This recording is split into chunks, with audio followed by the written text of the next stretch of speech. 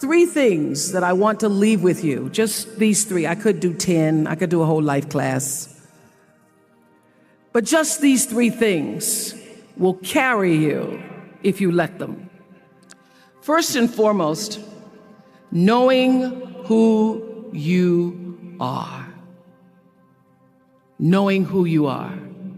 Being able to answer this question, who am I? And what do I want? You know, many times when I go out of the country, I am baffled by that question. To explain what is your occupation. I've stood there for 10 minutes. Well, am I a talk show host? Well, I'm more than a talk show host. Am I a businesswoman? I'm a businesswoman. I'm more than a businesswoman. Am I an entrepreneur? I'm more than an entrepreneur. So I just leave it blank or self-employed. So I'm not asking for the roles that you play as daughters. I'm not asking that question. What are the roles that you play as a daughter, as a friend, as a sister? You're going to be a lawyer, you're going to teach, you're going to be a pharmacist. I'm asking the bigger question of who am I? Who am I really? My answer is I am God's child.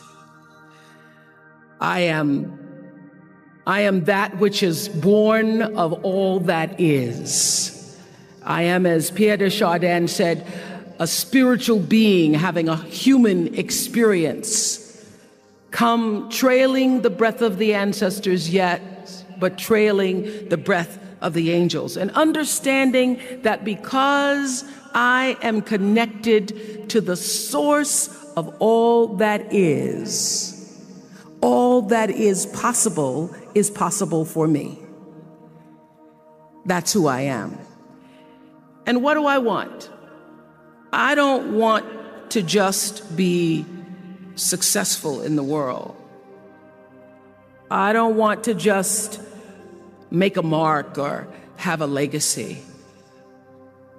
The answer to that question for me is I want to fulfill the highest, truest expression of myself as a human being.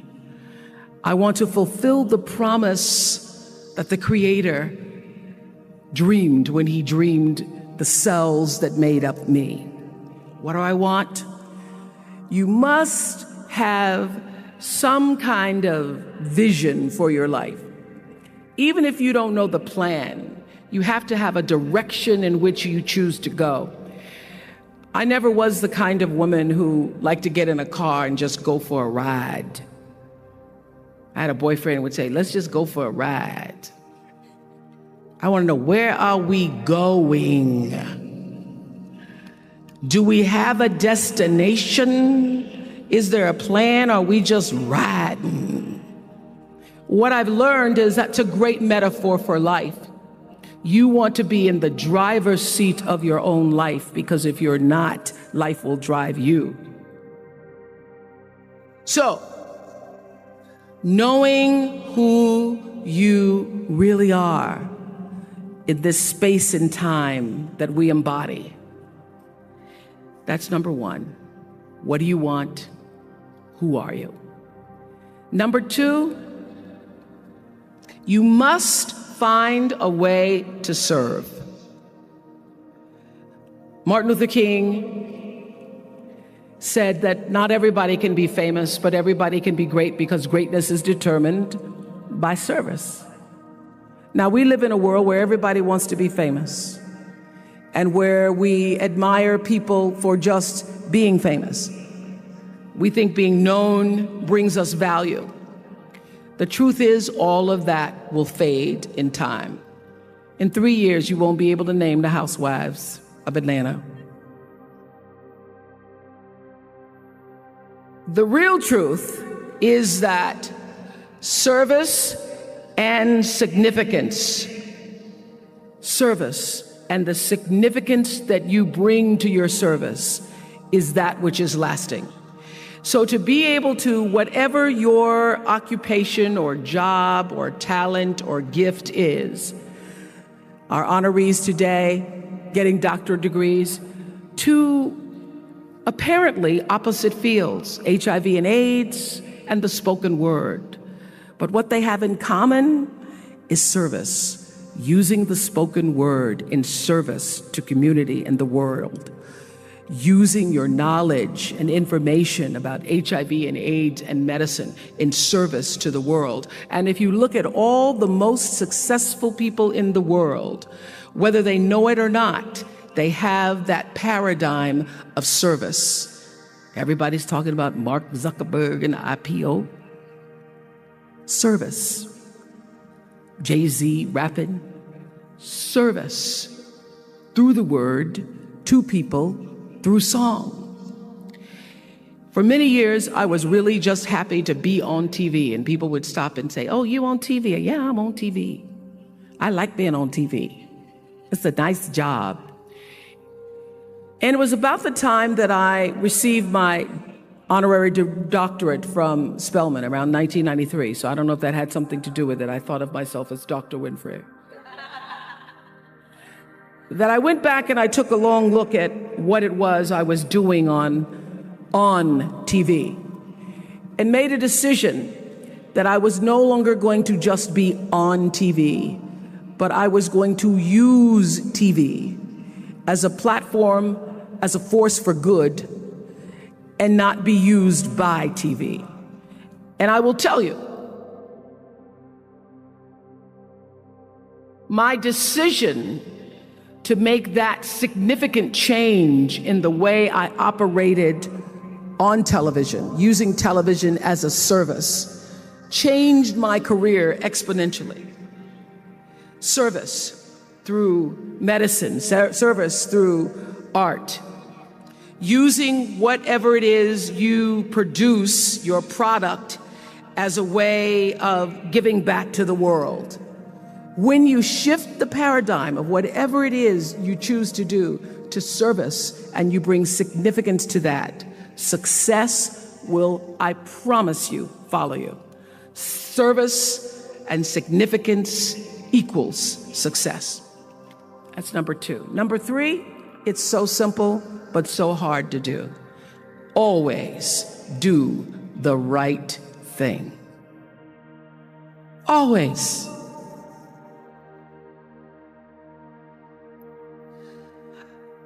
Be excellent. People notice.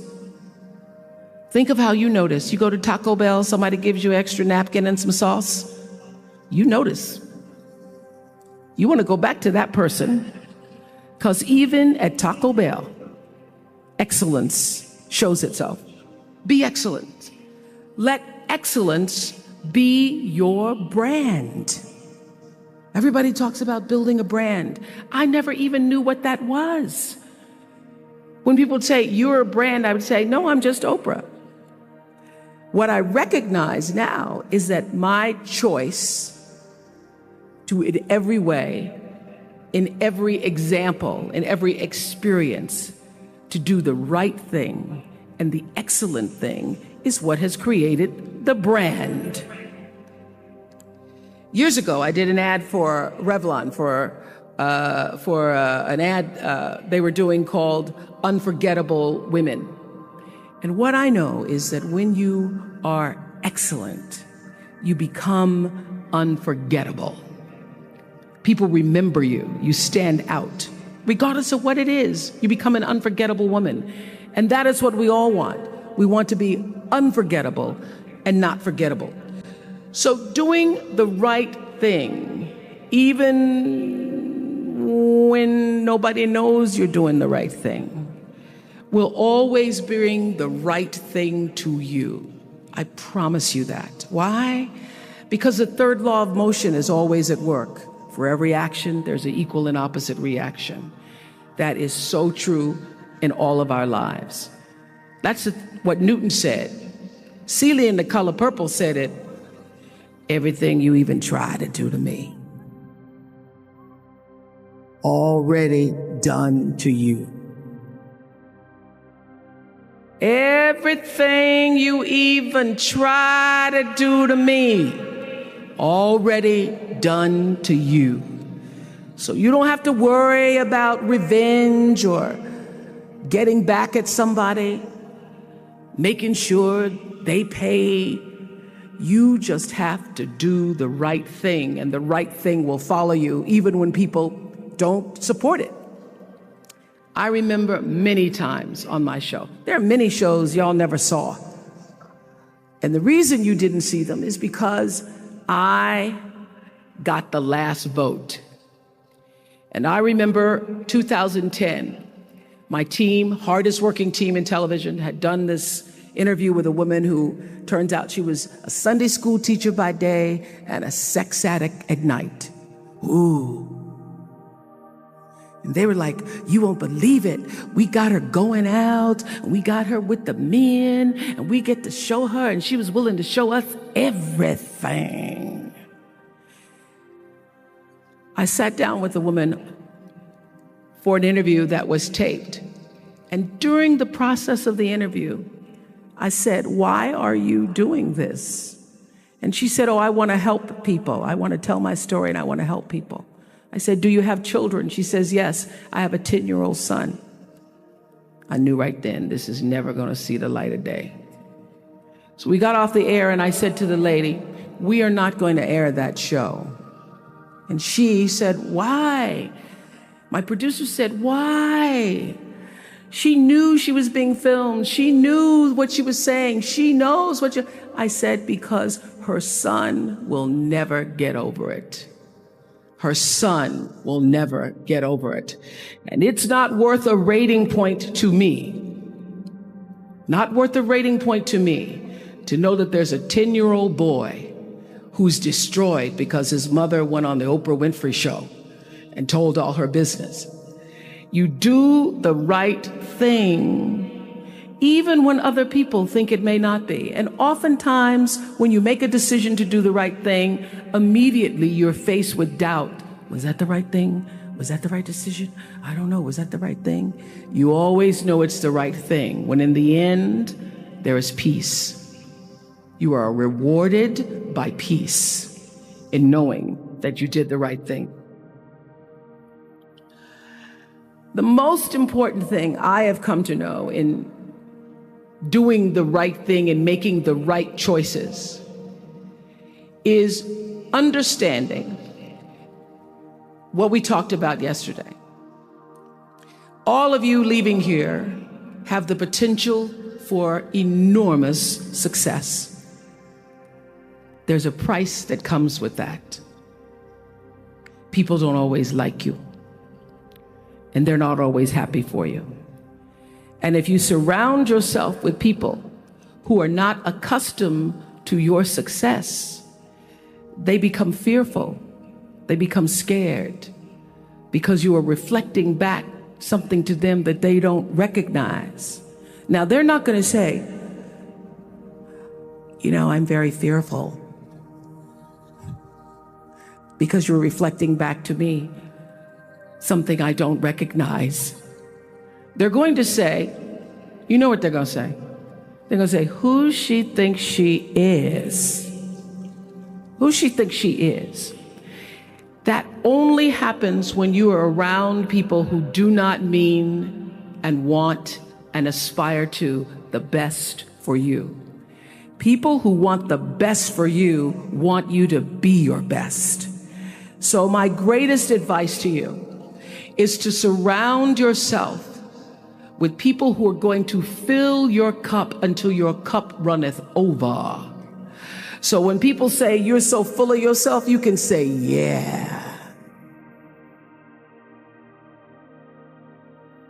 Yes, I'm full. I'm so full, my cup runneth over. And to know that once your cup runneth over, you cannot spend your life with your gallon-size offerings, offering them to pint-sized people. You have got to surround yourself with gallon-sized people who can hang in the same company with you, so that you're not offering your gallons to those little pints out there who can't hold it anyway. Choice to Change the World. I love that song. I love hearing you all sing that song. And what I know for sure is that the biggest choices begin and end with you, your internal big questions. Who do I want to be in the world? My relationship to source energy, to all that is God. I'm not talking about what you believe in God. I'm talking about your experience of that which is all life, which is divine and universal. I'm talking about the big deal, being connected and aligned with that. When you are tuned in and charged into that, whenever you feel empty, you go inside yourself and you connect to the source, and you know that all things are possible. To know that and to choose to do the right thing in service and significance, I promise you, you will create a vessel of service for yourself first, because you have to honor yourself first. You have to give to yourself first, otherwise you have nothing to give away. You will create a vessel for yourself, for your family, your community, and the world. And those three things will not only lead you to a blessed life. I stand as a witness. My life is so blessed, I can't even take it in sometimes. It will lead you not just to a gifted life and a rewarding life that fills you up, but a sweet life. That's what you want. You want the sweetness. You want it to be so sweet, so that even when the storms come, and they will, you'll know this too shall pass. This too shall pass. The storm is passing over, and you shall not be moved, because you know who you are. When you can do that, grace will follow you. Grace and glory. And when they see you coming, it ought to make them proud. They say it's the click of your heels. It's the bend of your hair. It's the palm of your hand. It's the need for your care. Because you a woman. You a Spelman woman.